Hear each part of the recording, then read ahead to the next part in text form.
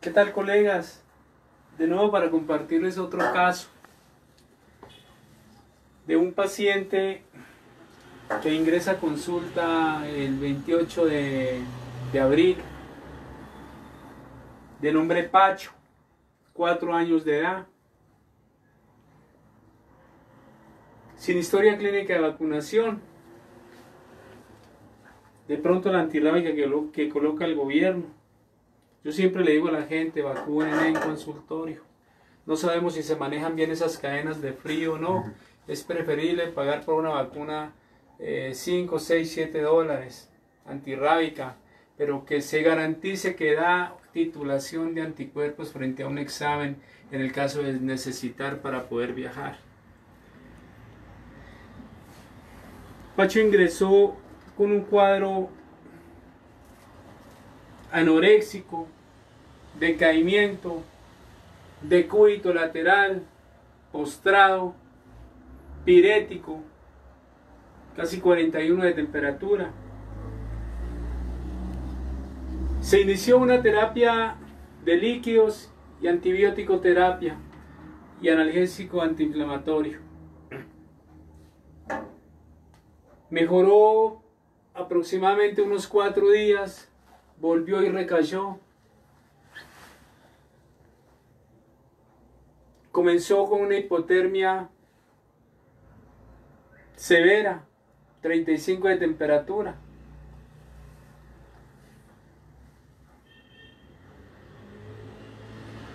Se pensó en una hepatitis que hace fiebres recurrentes. La mayor parte de los pacientes con hepatitis hacen fiebres, cae la temperatura, vuelve y sube.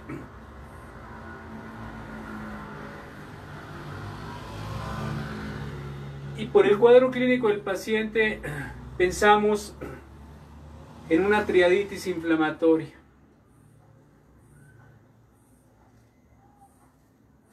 En donde a través de ese sistema de Oshi o de Odi se comunica tanto el intestino allá en el conducto colédoco, se comunica con las secreciones del páncreas, de la vesícula biliar,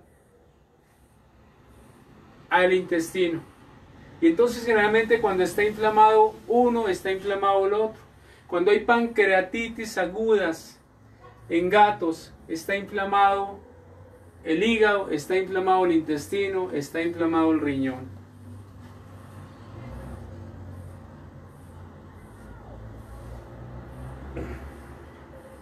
Sabemos que los gatos no toman la glucosa como fuente de energía, porque ellos tienen adolecen de esa enzima glucosa sintetasa. Y entonces, ¿de dónde toman la energía los gatos? De la proteína. Por eso un gato en 3, 4, 5 días que no coma se va al piso.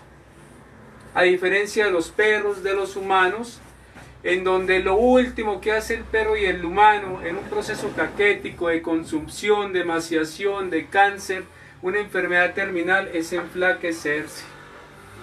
Porque ellos sí toman la glucosa como fuente de energía, los gatos no, los perros y los humanos sí, y otras especies sí. Por eso los médicos veterinarios somos médicos de varias especies. Y para cada especie que vayamos conociendo nosotros tenemos que estudiar medicina de esa especie. Anatomía, fisiología, farmacología, medicina interna, enfermedades infecciosas de esa especie, clínica, cirugía, etcétera, etcétera, etcétera. Como 27 especialidades más o menos que hay en esa especie, aprender a conocerla. Los gatos hacen fácilmente lipidosis hepática y dañan el hígado en 3, 4 días que no coman. Por eso hay que asegurar alimentación. Hay que asegurar alimentación porque el hígado se acaba y se daña de un momento a otro. Los gatos enfermos hacen hiperglucemias. Aumentan los niveles de glucosa. Por eso la mayor parte de los gatos durante la crisis o la enfermedad terminan con tratamiento con insulina. Y no quiere decir que sea diabético. sino que los gatos no son un perro pequeño, los gatos son gatos. Dicen que Dios hizo al gato para que el ser humano contemple a una pantera o a un felino pequeño en el lobby de la casa. Siempre hay que asegurar, colegas, alimentación en los gatos para evitar una lipidosis hepática y que el gato en 3-4 días le eche mano a las proteínas del músculo para producir energía, porque no tiene otra forma de captar la energía a través de la glucosa, porque le hace falta una enzima que se llama glucosa sintetasa. Por eso los gatos, y le echa mano a la proteína, y en 3, 4, 5 días el gato está acabado, está flaco. Y fuera de eso le encimamos una lipidosis del hígado. Por eso en los gatos las glucosas postprandiales no tienen sin sentido ni significado, y en los perros también. No se pueden hacer esos ayunos tan prolongados a veces.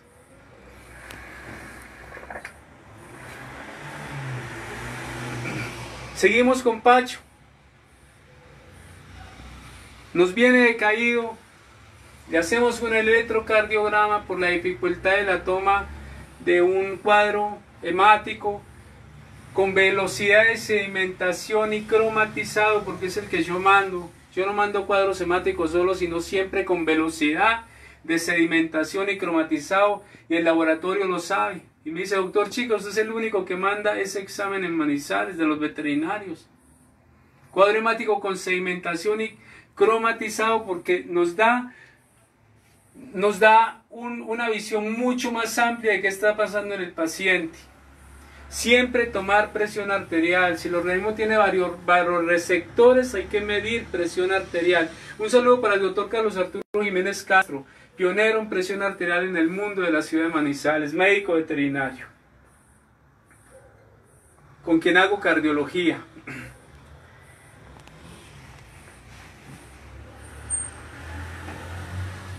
Seguimos acá acariciando a Pacho y tomándonos un rico mate.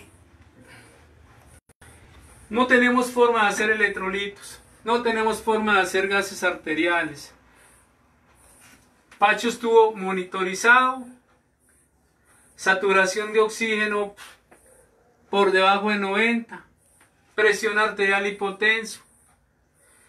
Aunque los gatos manejan unas presiones arteriales diferentes a los perros y al ser humano, presión arterial hipotenso.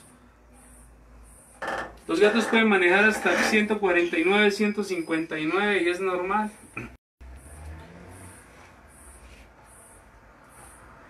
Ingresa el día de ayer con 35 de temperatura, grados Celsius, no Fahrenheit.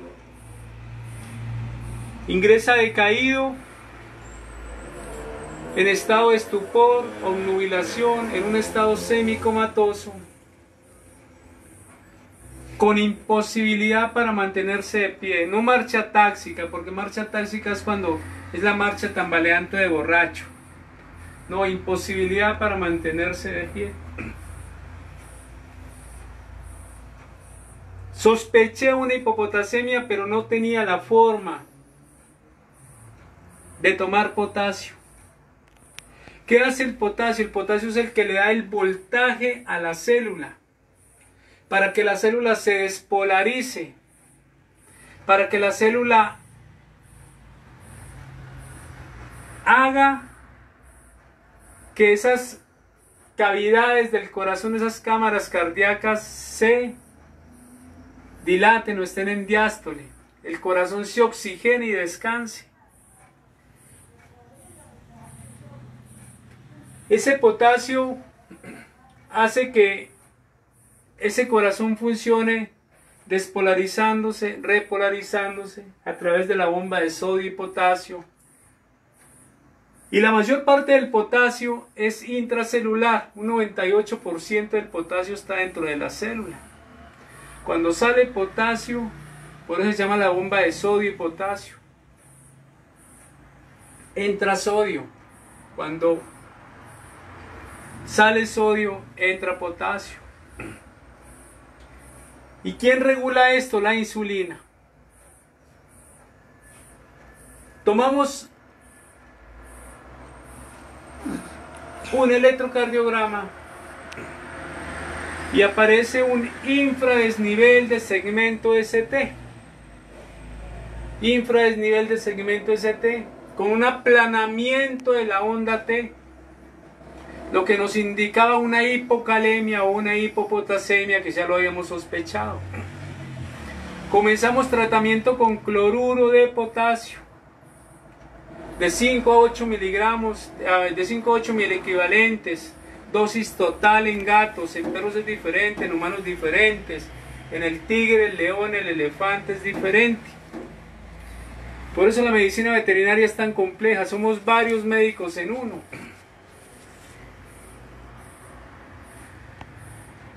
Tuve la oportunidad de estar en un seminario de gorilas de montaña y de montaña baja, de megavertebrados,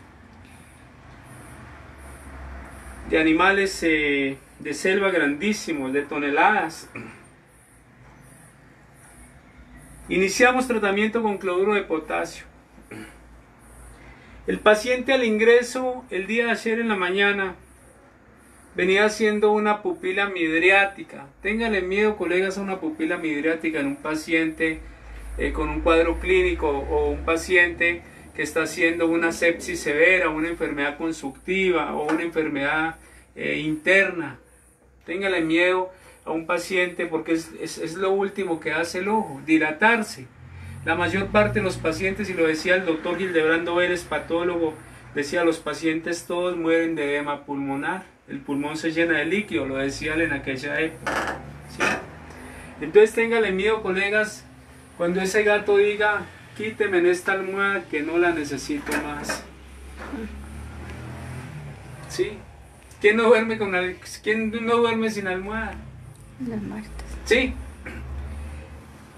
Una midriasis severa, pupilas no reactivas, porque el potasio influye sobre el sistema cardiovascular, sobre el sistema muscular y sobre el sistema neurológico. Y el paciente entra en estado de estupor o nubilación o en estado semicomatoso. El paciente está ido.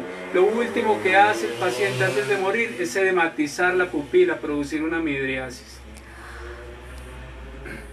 Ojo con eso. Si hoy vemos, no la quiero mostrar, la pupila vamos a tomar temperatura, me regala el termómetro por favor. La pupila de Pacho ya es una pupila reactiva, una pupila ovalada, ¿sí? Es una pupila normal. En las pancreatitis agudas la temperatura es baja, la proteína generalmente está aumentada.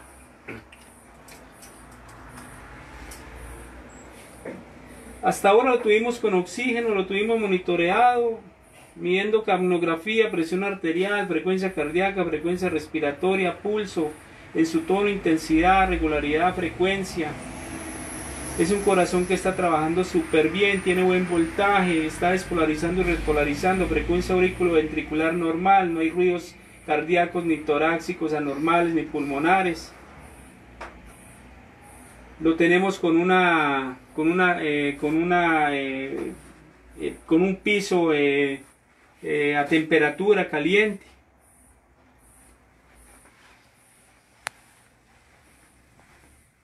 Esto es lo que hacemos. Lo tenemos con los gel, colega, los gel donde les llegan a ustedes las vacunas. Estos los mantenemos, los calentamos y hacemos unos pisos para ellos, calientes. A partir del momento en que comenzamos a colocar potasio, y lo vimos en el electrocardiograma porque no teníamos electrolitos, Pacho comenzó a mejorar. Esta mañana le hicimos un cuadro hemático. Ayer aproximadamente le colocamos 4 miliequivalentes y esta mañana 2. Ya lo tenemos con alimentación oral. Ahora le colocamos un poquito de líquido subcutáneo. Esta mañana lo tuvimos con líquidos parenterales a peritoneo. Y siempre lo hemos tenido con antibiótico.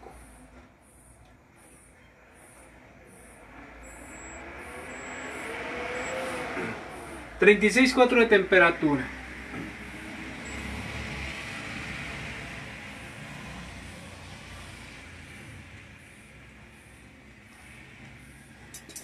Le realizamos un cuadro hemático esta mañana, no habíamos podido. En el cuadro hemático hay una hipocromía, 2 cruces, está el hematocrito y la hemoglobina trabajando a medio nivel.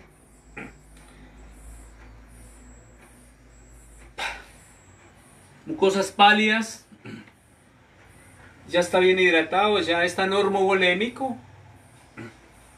Esa ley de Fran-Starling funcionando a la perfección. Esa hemodinamia funcionando a la perfección.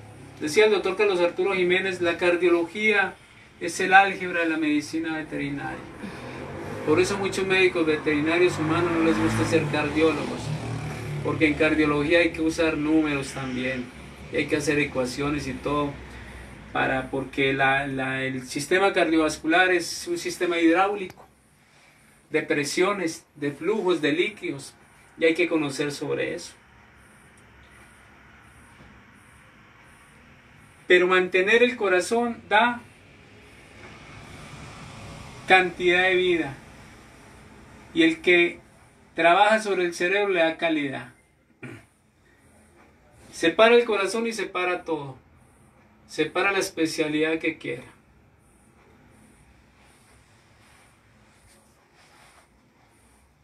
En el examen clínico hay una hipocromía, 2 cruces, hematocrito, hemoglobina disminuidos a medio nivel, hematíes a medio nivel, pero con una médula ósea trabajando, porque está produciendo glóbulos rojos. Por lo tanto, esa anemia de ese paciente será regenerativa o degenerativa. Es una anemia regenerativa, está regenerando, ¿sí? Y hay una desviación a la izquierda porque las bandas están aumentadas. Lo normal es de 0 a 3 y están aproximadamente en 8. Hay una desviación a la izquierda de tipo regenerativo. El paciente se está defendiendo. No sabemos si es por los medicamentos, pero él está dando una respuesta. El proceso inflamatorio como tal ha disminuido, los neutrófilos están dentro de los límites normales. De todas maneras, los neutrófilos son células inmaduras, son los policías de las zonas ya viejos, y las bandas son los policías nuevos con toda la logística, armamento y todo eso. Esa es la comparación. Pero hay una linfocitosis. Los linfocitos están disparados. Yo estaba sospechando que este paciente tuviese una anemia o un SIDA. No hemos podido hacer el examen, pero habría una pancitopenia completa en donde los neutrófilos estarían caídos, leucocitos caídos, linfocitos caídos. Habría una linfopenia, leucopenia, pancitopenia, neutropenia, las bandas caídas, monocitopenia, monocitos caídos. No, estamos frente a un proceso infeccioso y es de tipo viral. Y el riñón está trabajando en punto 8. Los riñones, la creatinina, discúlpame, la creatinina está en niveles normales. El riñón está trabajando bien. Pero la ALT, que es la alanintransferasa, que es una transaminasa, que es una enzima producida por el hígado, esa alanintransferasa está en 1152 y los normales hasta 90. Por lo tanto hay una fascia hepática y hay una hepatitis aguda en este gato con macroplaquetas, que se podría pensar de pronto en una anemia infecciosa felina, pero no tenemos exámenes. Pero yo pensaría que no, pero en una leucemia felina, pero no hay una pancitopenia, por lo tanto la descarto. Entonces continuamos con tratamiento antibiótico, continuamos con cloruro de potasio y el paciente va súper, nos está respondiendo súper bien. ¿Qué nos está tocando hacer? Atacar las 4 cuadrantes de las infecciones. Anteriormente las cuadrantes de las infecciones eran 4. La primera era aerobios gram positivos, la segunda era anaerobios gram positivos, la tercera era la tercera era aerobios gram negativos, anaerobios gram positivos, algo así. Pero quedaban unas cepas que eran las cepas productoras de penicilinasa, shigella y algunas otras cepas por fuera de las cuadrantes. Por eso el tratamiento antimicrobiano de la época a veces no da resultados. Hoy en día las cuadrantes, el primer cuadrante y la segunda cuadrante, todos los gram positivos y gram negativos aerobios. Antes eran gram positivos aerobios, gram positivos anaerobios. En la tercera, gram negativos aerobios, gram negativos anaerobios en la cuarta. Hoy en día se agrupa.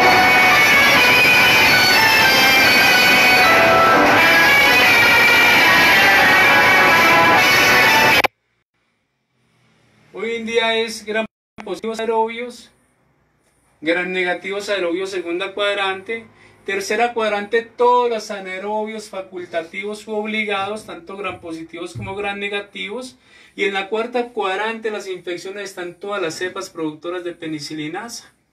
Por lo tanto, si usted está frente a un proceso infeccioso en un paciente, tiene que determinar cuál es el órgano afectado de ese paciente o qué sistema está afectado, cuáles son los gérmenes que patogenizan más fácilmente ese sistema y esos gérmenes, cuál de los antibióticos, esos gérmenes a qué cuadrante pertenecen, y ahí ya usted entra a hacer un tratamiento, una antibioticoterapia en el paciente para que no exista refractariedad en la terapia antimicrobiana. Quería compartirles eso, colegas. Recuerden, soy Juan Carlos, soy veterinario clínico en pequeños animales, soy clínico con orientación en cardiología, medicina interna, cuidado crítico, especies silvestres. Aquí vemos a Pacho, sigue enfermo, pero está mucho mejor, ya está alimentando vía oral. Se los he dicho, paciente, gato que no coma, hace una lipidosis hepática y toma la única forma de tomar energía, porque no la toma a través de la glucosa, porque la glucosa sintetasa no trabaja. La única forma de tomar energía es echándole mano a la proteína del músculo, y por eso se acaban en 4, 5, 6 días y acaban ese hígado. No siendo más, les quería compartir sobre este caso, colegas, de albeitar hasta que nos lo vamos a encontrar. ¿Por qué digo albeitar? Porque albeitar eran los curanderos de la época, y albeitar en albeitarí significa el que cura, el curandero de la época, que se mantenían allá por la península ibérica. Hoy alguien preguntaba, porque el doctor Leonardo Jiménez, a quien ayer hice apología, un video de algo que él escribió y me gustó, y hablaba de que Luis Pasteur era veterinario. Luis Pasteur sí dijo en alguna época, si tuviese que volver a estudiar medicina veterinaria, serían las bancas de mi antigua facultad donde me volvería a sentar. Y eso dice mucho de la educación y las facultades de hoy en día. Pasteur en aquella época era un albeitar. Albeitar era el curandero médico humano, médico veterinario de la época. Inclusive había facultades de albeitería, que desde que se creó la Facultad de Medicina Veterinaria en 1761, en Lyon, Francia, por Claude Bourgelat, perduró hasta principios del siglo XX, hasta 1885-1887, en que se creó la primera Facultad de Medicina Veterinaria en Colombia, por Claude Boricelli, francés que vino a Colombia, y hasta esa época hubo facultades en Europa de albeitería, y era una medicina veterinaria de la época y duraba 4 años.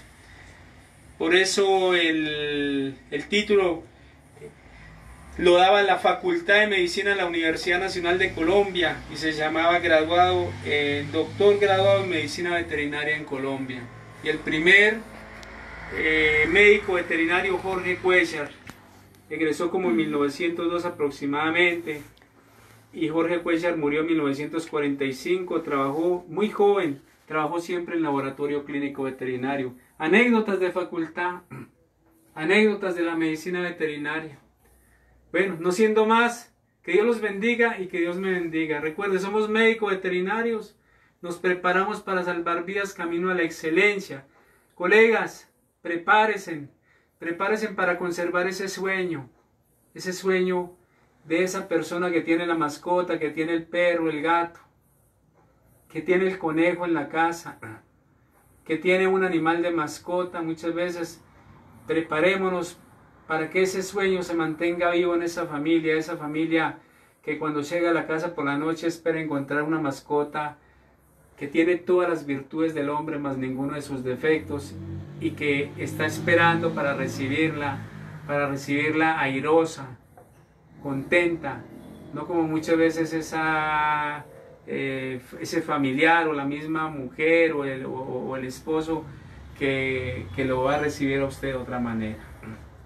Conservemos, colegas, ese sueño en la gente, y la única forma de conservarlo, porque la mayor parte de la gente, y lo decía una médico, me lo decía doctor, todos tenemos un médico veterinario frustrado dentro de nosotros. Todos los que queremos de los animales en cierta forma hemos querido ser médicos veterinarios. Y ustedes, doctor, que lo son, aprendan que esa persona que está en la sala de espera o esa persona que le está ayudando en la mesa de consulta tiene un sueño y ese sueño está enfocado en usted. Pero yo quería agregar algo más. Nosotros los médicos veterinarios somos un puente entre Dios y el paciente.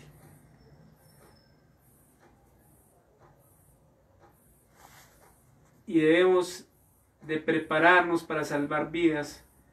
Qué palabra tan bonita para conservar ese sueño en la gente. La palabra doctor viene del griego tiapei, que significa el que cura con las manos, y de la palabra teus en latín, que significa Dios, el que cura con las manos con la lluvia de Dios. La palabra doctor ha existido toda la vida, a través de la historia, y siempre se le ha dicho a los médicos doctor, por esta etimología que les acabo de contar. Solamente ahora cualquier persona y a cualquier corbata del gobierno le dicen doctor. Bueno, es eso. Algunas personas dicen doctor, no se le dice sino al PH. PH significa filósofo al doctor, doctor en filosofía en inglés, más no doctor. No siendo más. Una pregunta la hace el señor Fabio Alexander Aguirre Zuluaga. Doctor, qué pena el atrevimiento. Mi gatica a veces vomita, come mucho y no engorda. ¿Es normal? Para Fabio, que nos hace una pregunta, uno aprende a tener su mascota y aprende a saber que hay cosas que, cómo se comporta ella, cómo se mantiene. El que un paciente esté vomitando, o que tenga de pronto, que a veces lo vea uno y hace... A veces hay que mirar si ese paciente está bien purgado, bien vermifugado o no. Porque un paciente puede estar vomitando muchas veces porque tiene parásitos y ese vómito es espumoso y esa materia fecal es oscura.